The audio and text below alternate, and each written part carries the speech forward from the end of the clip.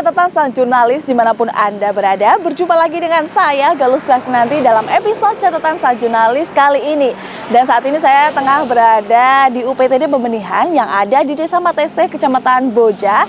Dan di tempat ini saya akan mengajak pemirsa catatan sang jurnalis untuk melihat apa saja dan bagaimana aktivitas rutin yang dilakukan oleh UPTD Pembenihan yang menjadi bagian dari Dinas Pertanian dan Pangan Kabupaten Kendal ini. Dan simak selengkapnya hanya di catatan sang jurnalis.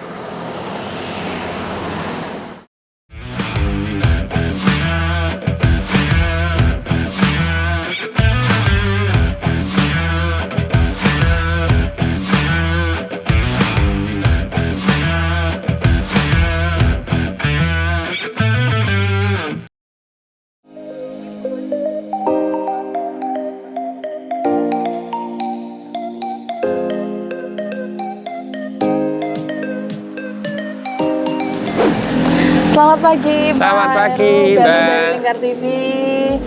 Pak, ini kan saya penasaran nih Pak sama kebun yang ada di UPTD Pembenihan ini dan bagaimana sih aktivitas yang ada di UPTD ini, Pak? Boleh saya ikut Bapak untuk melihat-lihat, Pak? Iya, Mbak. Pertama selamat datang di kebun benih Matese yang merupakan bagian dari UPTD Pembenihan Pertanian yang dikelola Dinas Pertanian dan Pangan Kabupaten Kendal. Nanti mari kita sama-sama berkeliling kebun untuk melihat aktivitas apa yang ada di kebun. Gitu, Mbak. Mari, Mbak. Oke, Pak.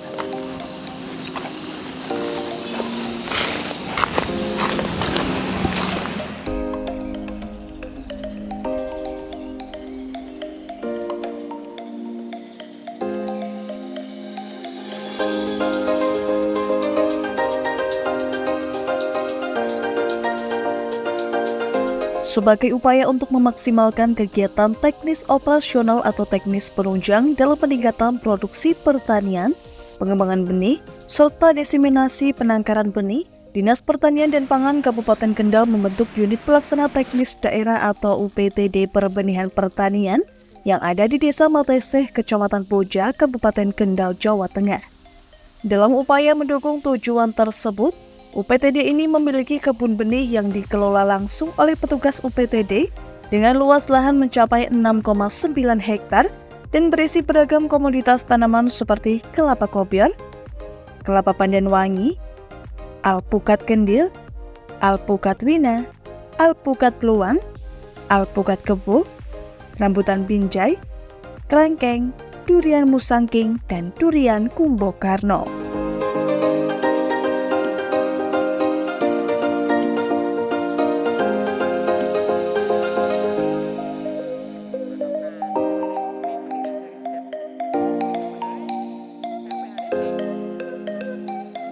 Dalam rutinitasnya, kebun benih yang ada di UPTD Pembenihan Matese ini memiliki tahapan pengelolaan seperti pembersihan gulma atau rumput liar, penyemprotan pestisida, pemupukan, pembuatan pupuk organik, hingga penyiraman.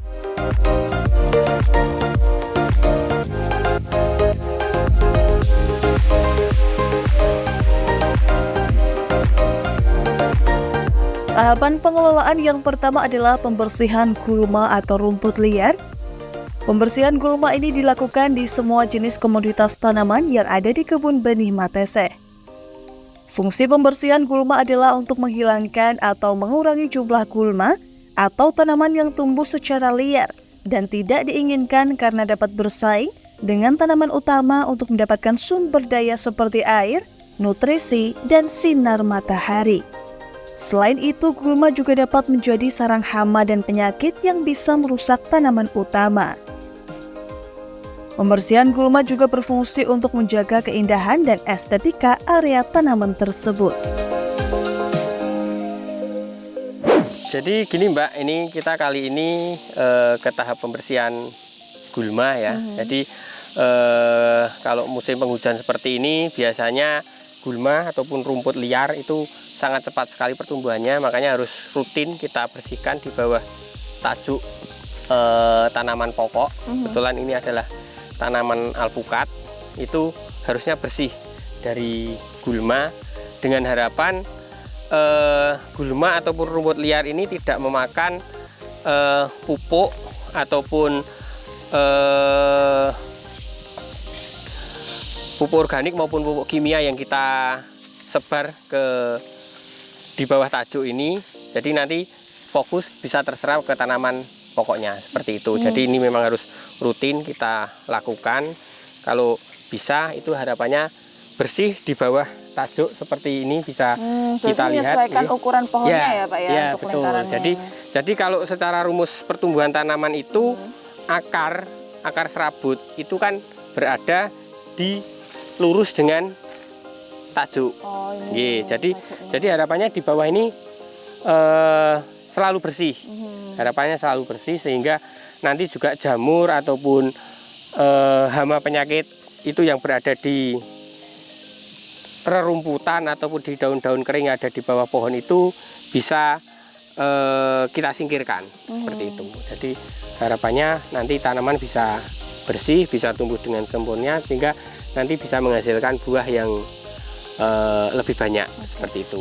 Ini rutinnya berapa hari sekali atau berapa minggu sekali Pak untuk dibersihkan ininya? Kalau biasanya kita pelaksanaan pembersihan ini kita situasional karena kebun kita cukup lumayan luas, jadi kita situasional itu sekiranya blok mana yang sudah mulai rumput liarnya itu tumbuh, itu mulai kita bersihkan. Jadi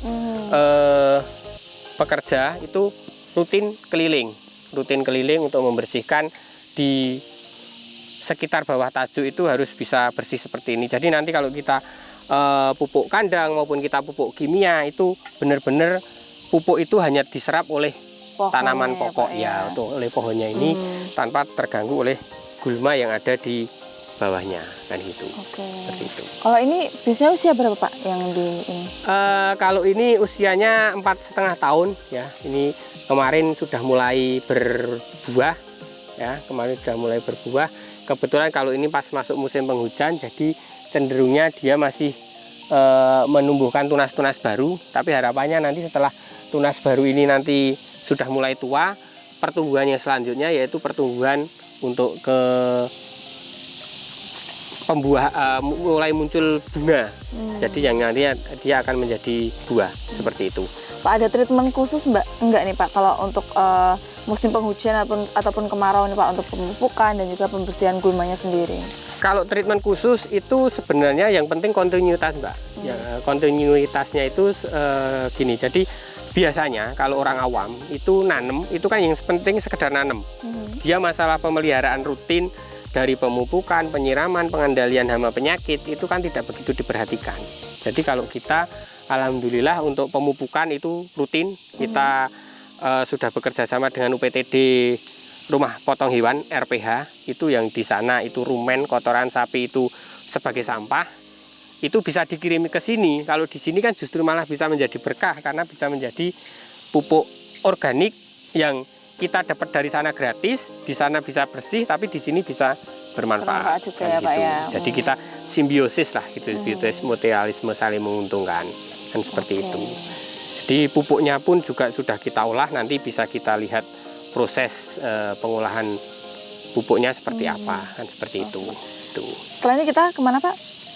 Setelah ini nanti kita ke pengendalian hama penyakit karena untuk hama dominan yang ada di tanaman alpukat itu biasanya adalah ulat. Ulat. Meskipun kalau sebagian besar orang awam itu menganggap ketika pohon alpukat itu banyak terserang ulat itu justru sebagai indikator ataupun penanda bahwa nantinya itu akan banyak menghasilkan buah. Tapi setidak-tidaknya nanti kita tetap akan ada pengendalian ya, pengendalian bisa kita lakukan secara preventif maupun secara kuratif. Kita nanti bisa melihat serangan ulatnya yang ulat spesifik di tanaman alpukat seperti apa. Seperti itu, gitu nih Pak. Mari Pak, ke sebelah mana? Monggo sebelah sana.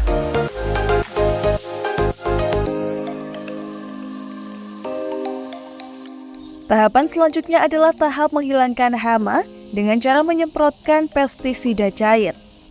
Pestisida sendiri digunakan untuk mengendalikan berbagai jenis hama seperti serangga, kutu, dan ulat yang dapat merusak tanaman dengan memakan daun, batang, akar, atau buah.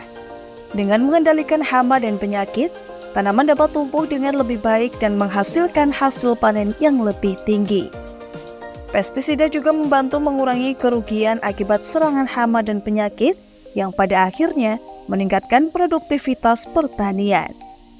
Penyemprotan pestisida kali ini diaplikasikan pada tanaman alpukat yang tengah diserang oleh ulat, sehingga membutuhkan semprotan pestisida cair untuk membuat ulat tersebut mati.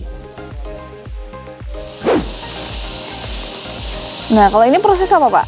Ya, jadi ini Mbak, ini tadi setelah kita di sebelah sana itu pembersihan gulma, pembuatan ring sanitasi.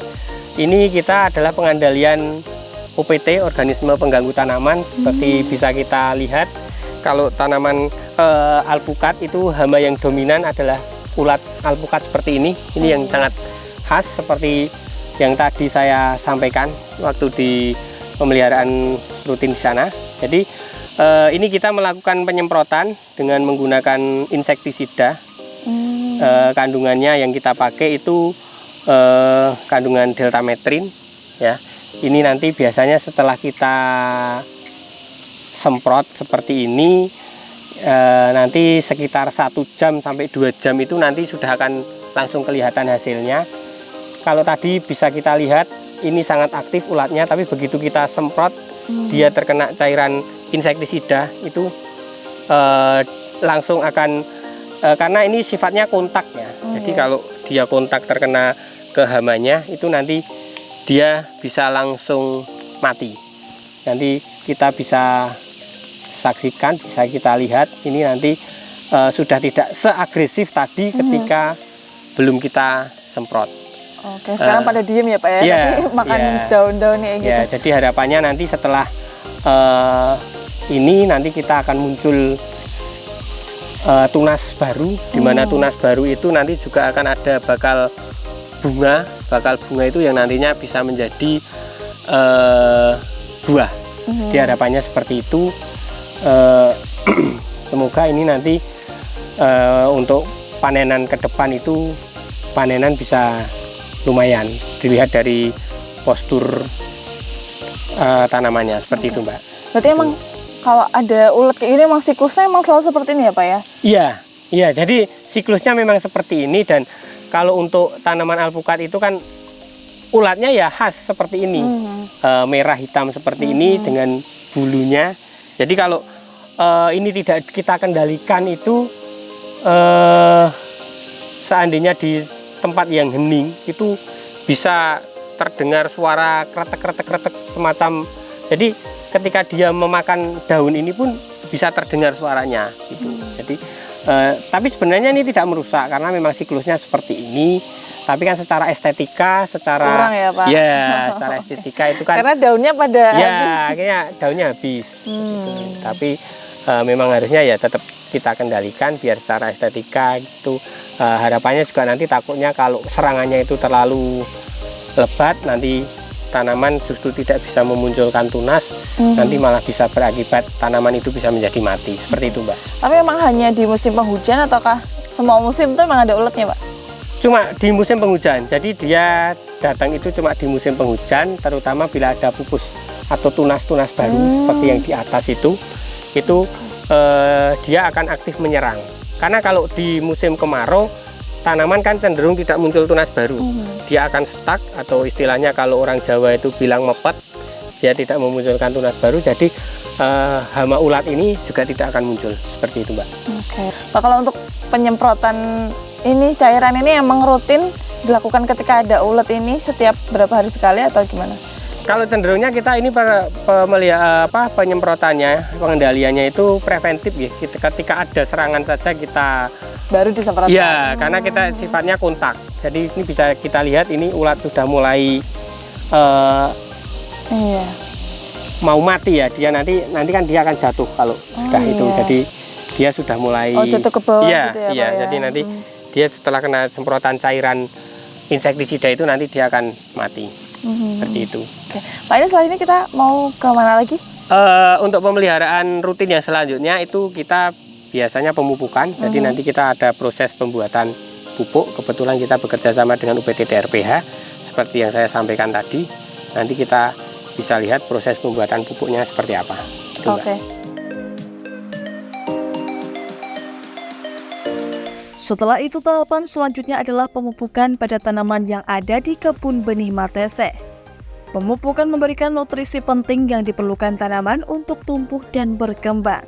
Dengan menyediakan nutrisi yang cukup, pemupukan dapat merangsang pertumbuhan tanaman termasuk pertumbuhan daun, batang, dan akar. Tanaman yang sehat memiliki sistem akar yang kuat dan daun yang lebat, yang tentunya penting untuk proses fotosintesis.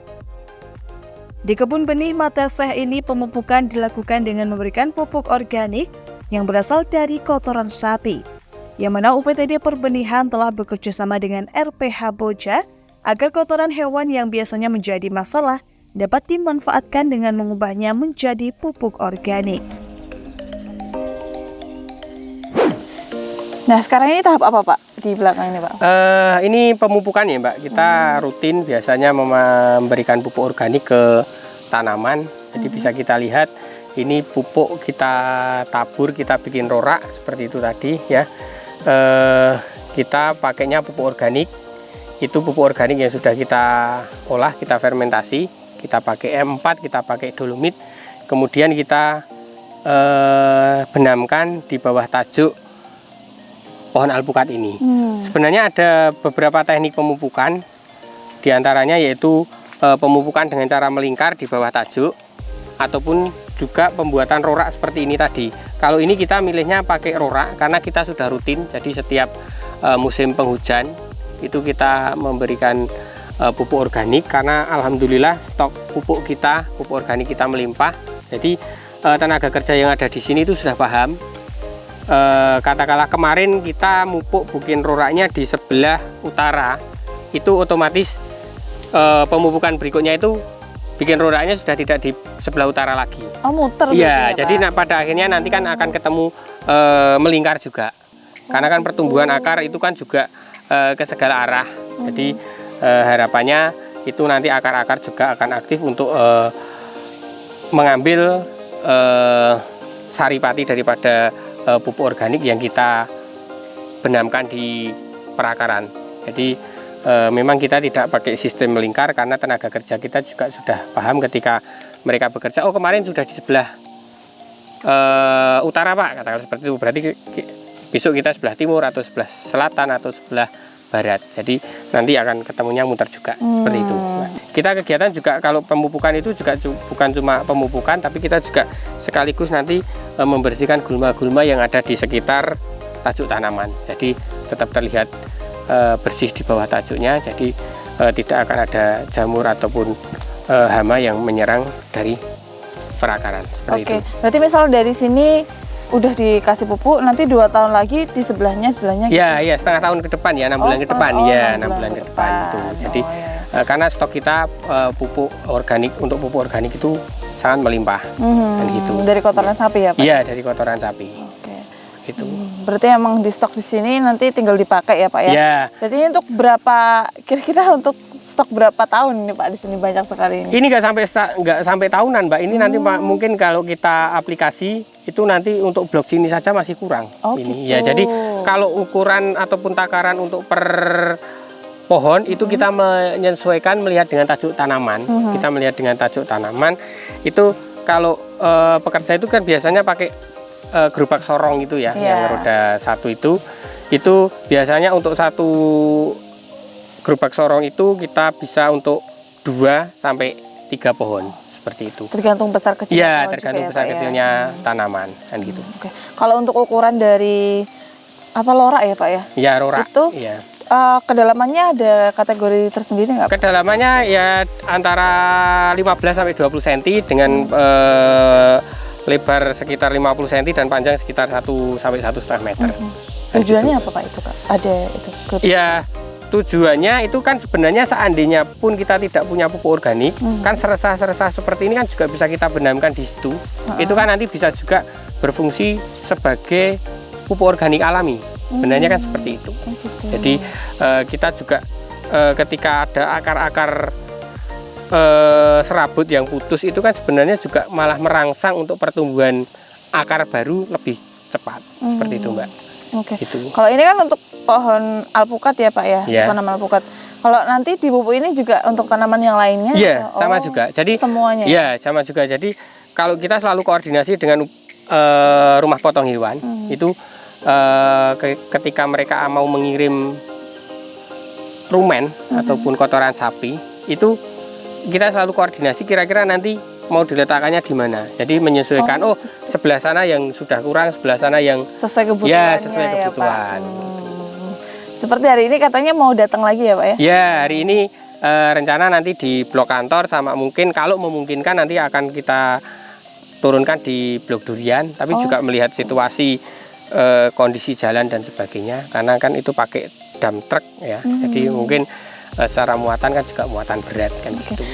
Setelah ini kita nanti kemana, mungkin kita proses pembuatan pupuk seperti apa nanti bisa kita lihat ke pupuk rumen yang masih baru, nanti kita pengolahannya seperti apa itu Mbak. Oke, baik. Kita langsung lanjut ke kantor. Oh iya, siap.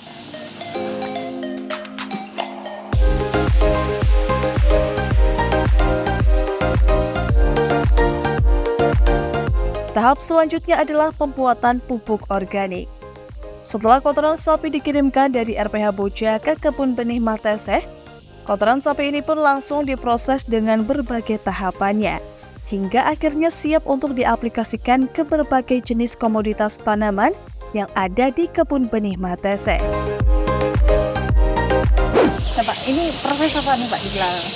Jadi ini kebetulan sekali Mbak, hari ini kita UPTD Pertanian menerima kiriman upeti ya dari UPTD RPH Rumah Potong Hewan berupa rumen sapi ataupun kotoran sapi. Jadi kalau di UPTD RPH Rumah Potong Hewan itu sampah rumen ini menjadi masalah, tapi kita kolaborasi bekerja sama dengan UPTD RPH, dan di sini di UPTD Perbenihan itu justru malah menjadi berkah karena saya bisa memanfaatkannya sebagai pupuk organik dan saya menerima dengan gratis, saya terima dengan tangan terbuka. Jadi ini rutin seperti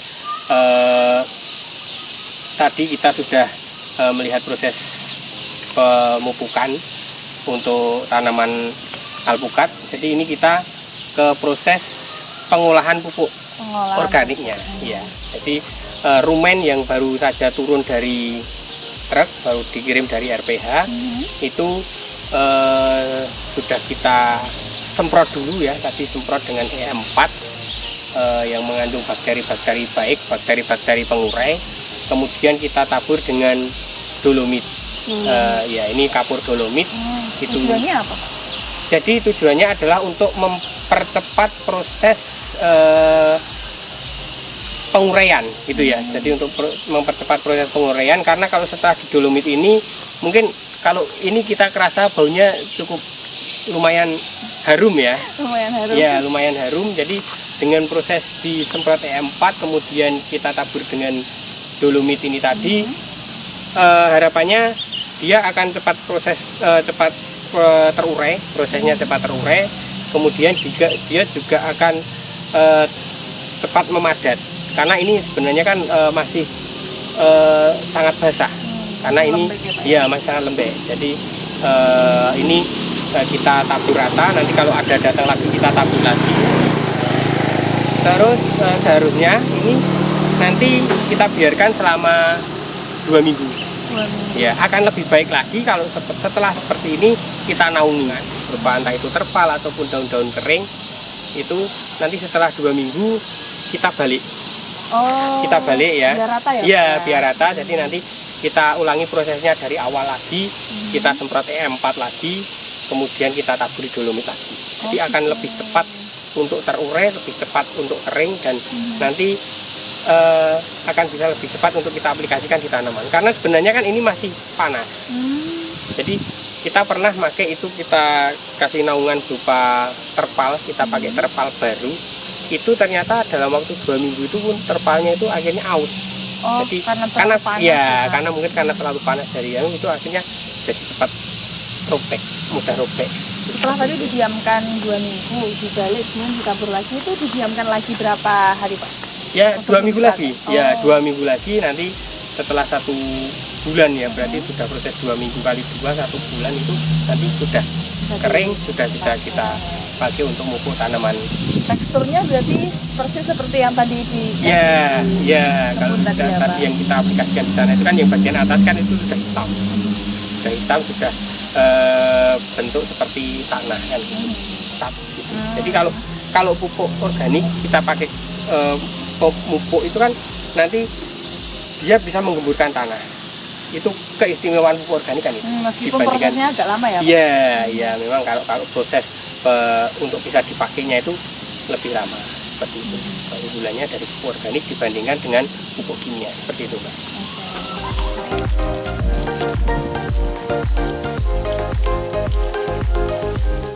Tahap selanjutnya yang tak kalah penting adalah tahap penyiraman yang selalu rutin dilakukan oleh petugas UPTD Perbenihan Matese agar tanaman dapat ternutrisi dengan baik.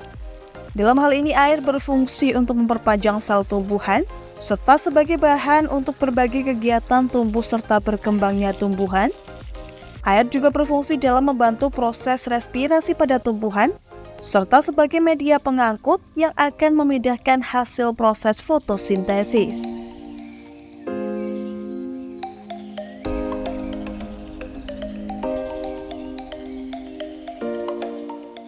Adanya UPTD Perbenihan Pertanian yang ada di bawah Dinas Pertanian dan Pangan Kendal ini tentunya memiliki fungsi untuk memproduksi benih tanaman yang berkualitas tinggi dan murni.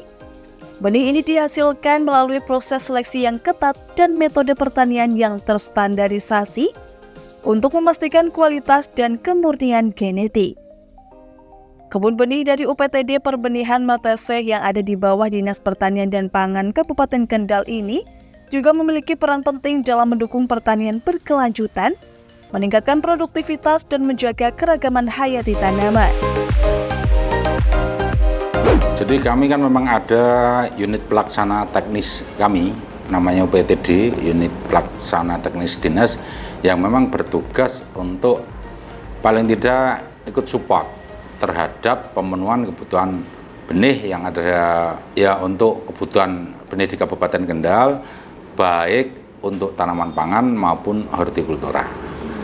Jadi itu memang setiap saat kami selalu lakukan penyuluhan, lakukan ya pembinaan kepada penangkar benih. Terus kemudian kami sendiri juga saat ini masih berupaya untuk memberikan pelayanan ketersediaan bibit yang bersertifikat dan bisa dipertanggungjawabkan untuk keaslian varietasnya. Selain pelayanan dan juga penyuluhan kepada para petani, program apa ya Pak yang disiapkan dan juga inovasi apa yang disiapkan dari Dinas Pertanian? Jadi kami masih melakukan pengembangan ya, selain pengembangan varietas kami juga melakukan pengembangan untuk kita coba bekerjasama dengan pihak ketiga terkait dengan untuk kebun benih kami. Di situ kan banyak pohon induk. Nah, pohon induk ini kan tidak hanya kok sekedar menghasilkan mata tempel atau untuk bahan perbanyakan, namun juga hasil produksinya dari pohon induk yang kita tanam itu nanti akan kita kerjasamakan untuk bisa masuk ke market-market modern yang ada di wilayah regional maupun nasional. Sejauh ini kerjasama apa Pak yang sudah dijalin dan rencananya seperti apa? Jadi kami sudah bikin MOU ya, semacam MOU terkait dengan rencana pemasaran. Pencarian hasil produksi buah kami nanti akan ditampung. Ada pihak yang siap nampung produk kami untuk nanti dipasarkan untuk masuk ke market-market modern. Karena memang untuk kualitas hasil dari produksi kami itu memang layak untuk masuk ke market modern dan mudah-mudahan nanti bisa menambah PAD Kabupaten Kendal. Tantangan yang dihadapi dari unit pembinaan sendiri sejauh ini seperti apa? Jadi karena keterbatasan personil kami ya, untuk unit UPTD itu kita hanya ada 4 personil yang bertanggung jawab terhadap seluruh kebutuhan benih di Kabupaten Kendal. Bisa dibayangkan, jadi tugasnya memang luar biasa. Di satu sisi juga 4 personil ini juga punya tanggung jawab untuk bisa memberikan kontribusi berupa pendapatan asli daerah di Kabupaten Kendal. Jadi itu salah satu tantangannya. Kemudian yang kedua adalah ketidaktahuan masyarakat tentang benih yang berkualitas itu yang seperti apa, benih yang bersertifikat itu yang seperti apa. Terkadang masyarakat sendiri berupaya untuk melakukan perbanyakan tanpa melihat keaslian dari varietasnya, nanti hasil produksinya akan seperti apa, apakah ada perbedaan ataukah sama dengan induknya. Nah, ini hal-hal yang perlu kita sampaikan ke masyarakat luas bahwa benih itu menjadi salah satu kunci dari keberhasilan dalam usaha tani di komoditas apapun. Selama benihnya baik, insya Allah nanti produksinya juga baik.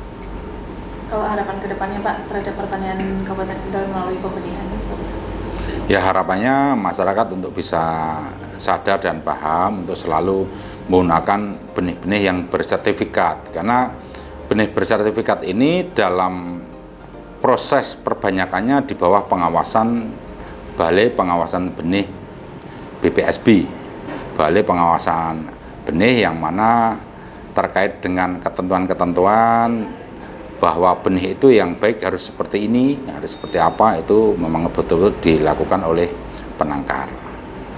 Harapan kami ya, kalau memang mau melakukan perbanyakan sendiri silahkan, tapi untuk sebelumnya bisa berkonsultasi dengan kami nanti supaya hasil produksi benihnya juga bisa berkualitas dan menghasilkan produksi yang baik.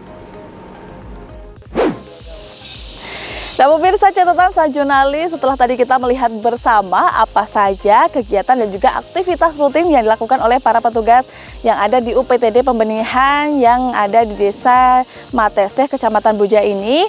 Dan tadi kita juga sudah bersama-sama melihat kegiatan aktivitas rutinan mereka. Salah satunya adalah melakukan pembersihan gulma, kemudian juga ada penyemprotan pestisida terhadap hama dan juga pemupukan serta pembuatan pupuk organik. Dan semoga tayangan catatan sang jurnalis episode kali ini dapat menjadi wawasan ilmu untuk pemirsa yang ada di rumah.